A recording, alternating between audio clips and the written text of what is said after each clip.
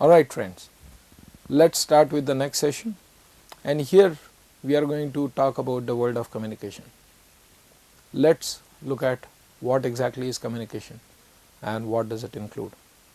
First, let's look at the model of communication. So let me start the slides for you. Why do we communicate really? Well, for a number of purposes. We communicate to get things done, we communicate to agree or disagree with somebody, we communicate to impress, we communicate to express our views. In general, we need to communicate to advance in life and so on. Let's look at the communication model. On this slide, you see the communication model. You see a sender and a receiver, and you see the message going from the sender to the receiver. Now, depending on the medium being used for the communication, the message will be encoded and will also be decoded by the receiver. In effect, the sender is sending a message through a medium, and at all times this message will be exposed to noise. So noise can distort the message to some extent. So sender is sending a message in the encoded form. The receiver, after getting the message, is decoding it and is understanding. The receiver, after getting the message, sends a feedback to the sender. This feedback is another message that is going through the medium. You can simply say that when the receiver sends a feedback, the roles are being reversed. That is, the receiver becomes the sender and the sender becomes the receiver. Essentially, communication is a two-way process. You cannot have anything called as one-way communication. So communication has to happen in two directions. It could be from one to many or many to one, but it has to be in two directions. So the senders and the receivers keep on exchanging their roles, and they can simply be called as communicators. Let's now look at the factors that affect communication or the success of communication. As you see on the slide, you see a sender and you see a receiver, and you see the sender's frame of reference and the receiver's frame of reference. You also see the overlap between the frames of references. What is happening here is whatever is sender going to say, or in whatever form the sender will encode his message, depends on his frame of reference. Similarly, the receiver would be more comfortable receiving the message in his or her frame of reference. Communication will be highly effective if the overlap between these two frames of references is more or is maximum. On the other hand, if this overlap is less, the chances of successful communication are less, or then communication may need more time to happen. They will first have to get tuned to each other's frames of references. Can we take an example of a frame of reference? First and foremost, language. Language is a frame of reference. So if I start talking in Marathi, not many of you will understand what I am exactly saying unless you know Marathi as a language. So language becomes a frame of reference. There are many others. Past experience becomes a frame of reference. Training that you may have undergone becomes a frame of reference, and so on. Even expectations can become a frame of reference. You try to understand everything the way you are expecting them, and then that can lead to problems. Now, as technical communicators, you will have to ensure that you are coding your message in a way that the target audience is able to understand. As a technical writer, you could be writing for different audiences. Sometimes you are writing for the user, sometimes you are writing for a developer, sometimes you are writing for an administrator, sometimes you could be writing for a service engineer. So you will have to change the language that you use, keeping in mind the target audience of that particular document or that particular communication product as such. There is no point in talking to an end user in the engineer's language, because it will simply confuse that user. There is no point in talking to an engineer in a common person's language, because an engineer will get confused as though if he is saying something else, does it really mean something else? If it is what I understand technically, then why isn't he using that correct term? So you can use a technical language while talking to an engineer, but you will have to use a layperson's language while talking to a common user or a simple end user. Overlap between the frames of references is very essential, which means you will have to find out what is a frame of reference of the particular audience of that document, and you will have to tune your frame of reference to that to get the maximum overlap. Then and then only you will be successful as a technical writer. There is a myth about technical writing, and a lot of people actually believe in it. They think technical writing is writing documents for the end user. Well, what they think is correct, but that's not all. Technical writers don't just write documents for end users. We also write a lot of documents for engineers, developers, and many other types of audiences. So keeping that in mind, you'll need to study the frame of reference of that particular end user and then encode your message. Now let's quickly take a look at the basics of technical communication. So let's look at the slide. As you can see on the slide, technical communication means communicating technical information. Now when we say technical information, we are not necessarily saying that it means engineering information. When I am saying technical information, it purely means that it pertains to a particular domain of knowledge. I don't want to say that technical communication is always about information technology or always about engineering, always about computers. The technicality depends on the subject, and it may not always be engineering.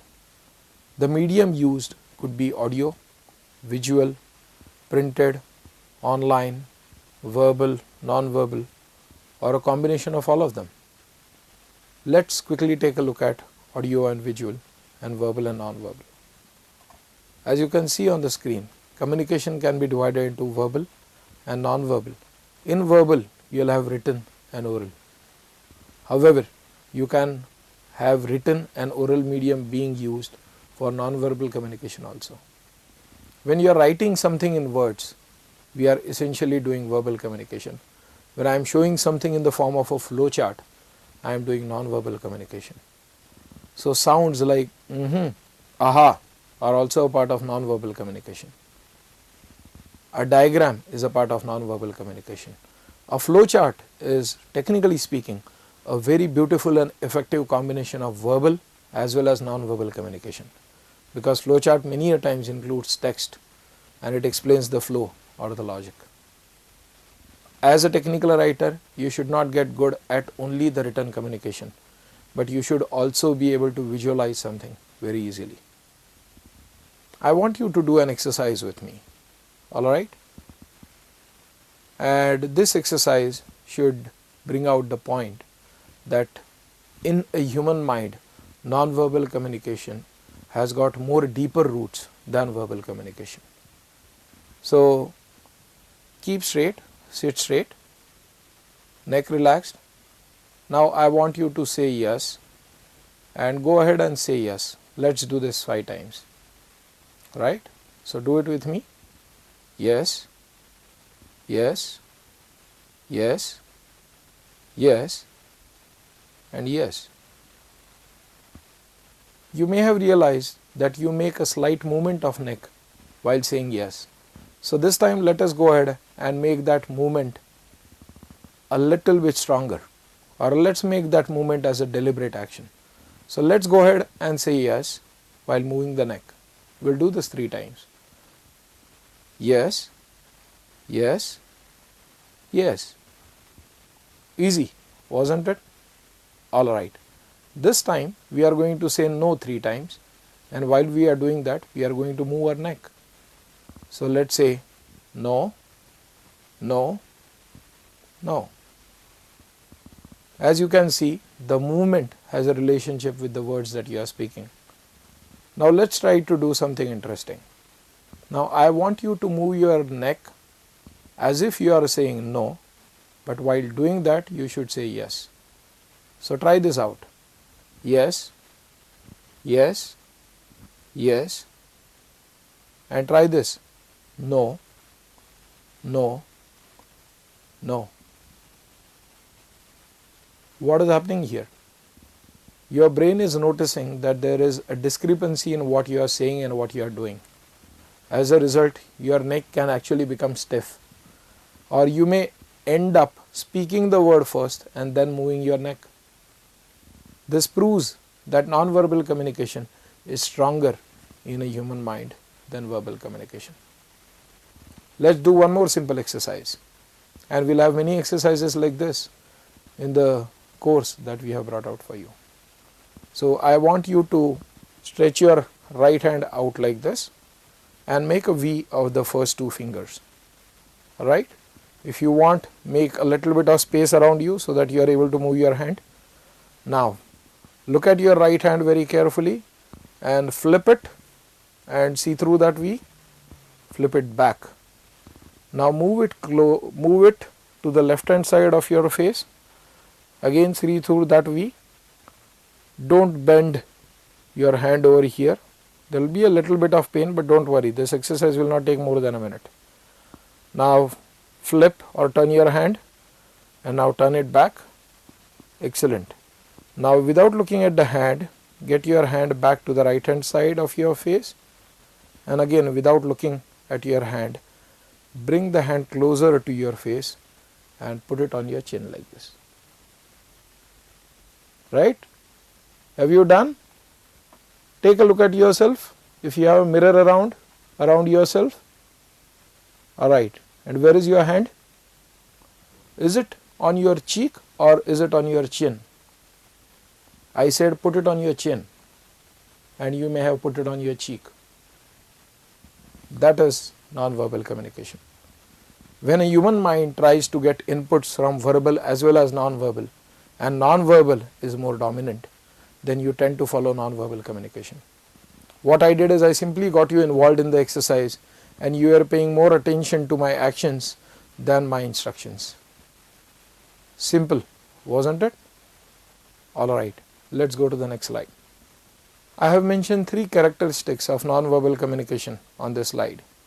Non-verbal communication can be relatively open. Sometimes it can be confusing if your cultural or traditional upbringing does not match.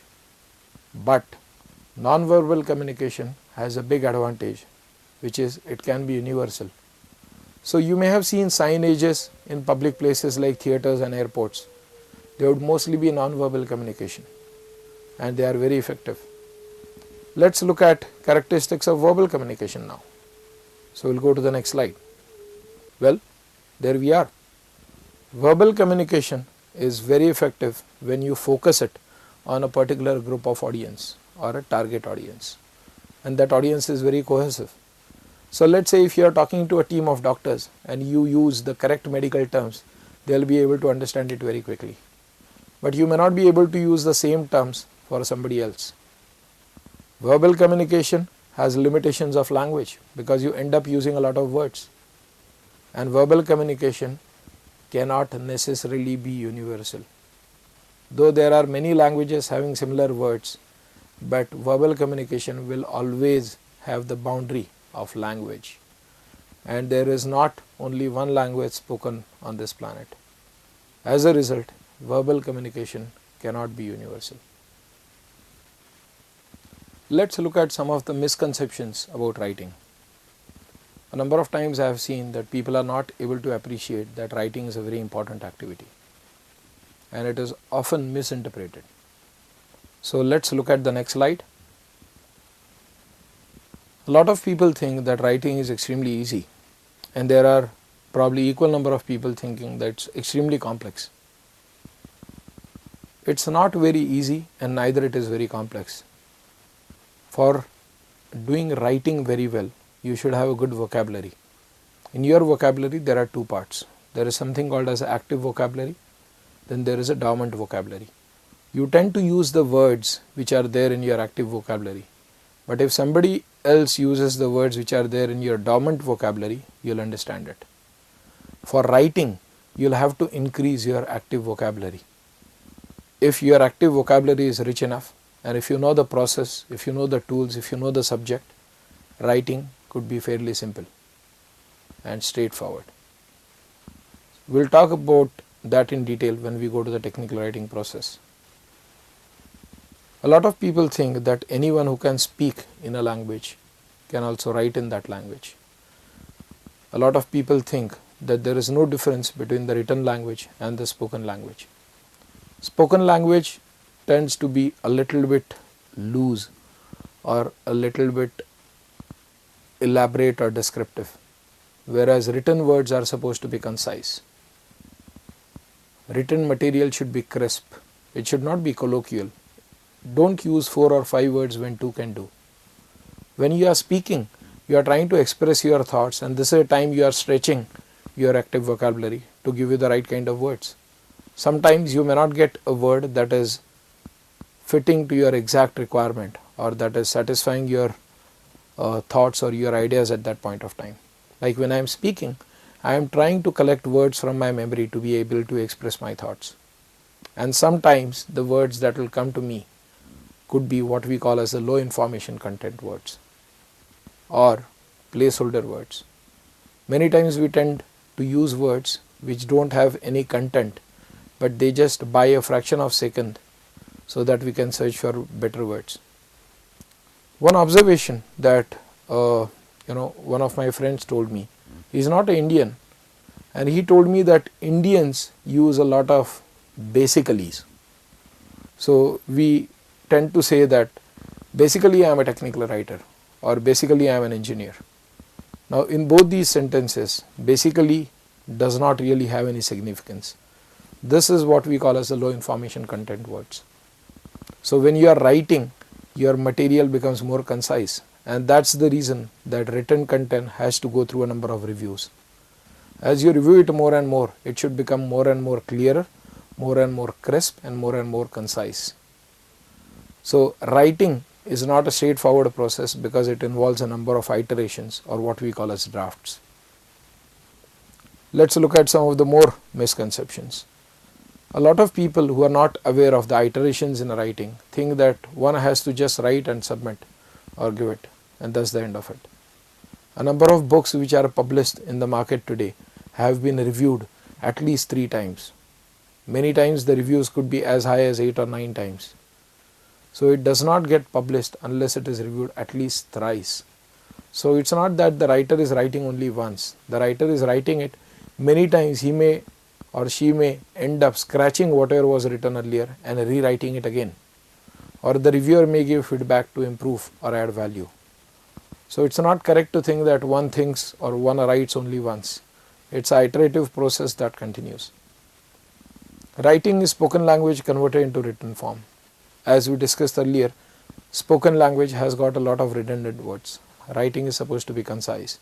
So if you convert the spoken language as it is into writing, the writing will not be very effective. Writing is time consuming. This misconception is true to some extent because many times or many of us may have forgotten writing by hand. We have been using computers for a long time now, and if you use the right kind of tools, then they can save you a lot of writing time. We'll talk about this when we go to the tools modules. Let's go to the next slide. We have got some more misconceptions listed on this particular slide. Let's look at the slide for a moment. A lot of people think that quality of writing is directly proportional to the number of words. To put it in other words, a lot of students think that the longer the paper, the more the marks they are going to get. It is not necessary that something can be written. If something can be written in 10 pages instead of 5, then you are adding value to it. You could add a lot of words which are having low information contents or no information content at all and stretch the same information for longer size or for maybe more number of pages. Many people also think that a person who writes it, somebody has written something, and if I am not able to understand it, it means that the person who has written it is a scholar or is really a very wise person because he is talking a language that I am not able to understand. This is something that you as technical writers will need to appreciate, that a person who writes very well can also be an expert, and as a technical writer you may have to dilute the language that an expert is using and deliver what could be understood by the target audience of your particular document. A lot of people think that whatever is written is correct and whatever is written is legal. That may not always be the case. If something is written, that doesn't make it legal. the laws of the land keep on changing. So something that is legal today could be outside the boundaries of the legal definitions after maybe 5 or 10 years, because the laws evolve. Let's go to the next slide. So what is writing really? Let's look at the points on the slide. Writing is communicating, expressing thoughts, recording information. Sometimes you can also call it as wasting paper. Writing definitely is thinking. If you want to think about something and find out a solution, start writing. The very action of writing can trigger your thinking, and now you will probably start thinking on the broader regions, or you will start thinking out of the box, or some ideas that will come to your mind would be newer ones, or they may not have come to your mind earlier. So for solution oriented thinking, writing is a very good option. Writing could be legal if it is done within the legal framework. Writing could be difficult if you don't understand the process and if you can't work with the tools. Most importantly, friends, writing is a part of every successful career today. If you cannot write well, your career growth will definitely be limited. Let's go to the next slide. Some interesting facts here for you. Ramcharitamanas, which is more popularly known as the Ramayana written by Tulsidas, has about 8 sections, and even the publisher of that document has given the breaks within that document. So you can decide to read it in a number of weeks or in a number of days, and the publisher has actually given the day breaks or even the week breaks within the text. So you know where exactly you should stop to be able to complete it in so many days. Mahabharata, which is one of the biggest epic ever written, was written by Lord Ganesha and was narrated by Maharshi Vyasa, or Veda Vyasa as we call him. One interesting question here is, why didn't Vyasa write it himself? Why did he request Ganesha to write it? There could be many answers. A few that come to my mind are: A. Vyasa wanted the text to be impersonal. B. He thought that if somebody else is writing, I can do the thinking, more work gets done in the same amount of time. 3. He may have chosen Lord Ganesha because Lord Ganesha is known as the Lord of wisdom, the Lord of knowledge. So somebody who can understand the depth of the subject and can do a justice to it. Technical writers in many ways are similar. We are supposed to be ones who can understand the subject. We are supposed to be one who can deliver it depending on the target audience. We are supposed to be one who write it impersonally without getting themselves involved in the process or anywhere in the content. In a way, you can say that Ganesha was the first technical writer on this planet. Now, did you know this? Did you know this fact that the best books for many subjects are yet to be written? There could be lots of books available on some subjects, but that doesn't mean the best books have been written. That's why if you look for any engineering subject, you will find n number of reference documents or n number of reference books, most of them covering maybe only 1 or 2 topics for that particular subject. So best books for many subjects will be written in the future, and newer subjects will come up in the days to come. Shall we go to the next slide? Now here is something that we discussed earlier. The total amount of information available in the world almost doubles in 3 years, and half of that information becomes obsolete in about 5 years. Now any company who is existing in that world will need to capitalize on that information and will need to manage that growing information. Technical writers will help you do this or help the companies to manage this information properly. So far as the information is growing, and when we are talking about knowledge based economies, there will be good demand for technical writers in the days to come. So you need not feel that technical writers work only in IT. There will be demand in the engineering companies, the pharma companies, the banking industry, the insurance industry, and so on. So a lot of work to be done, and in the next session we will talk about the process of technical writing.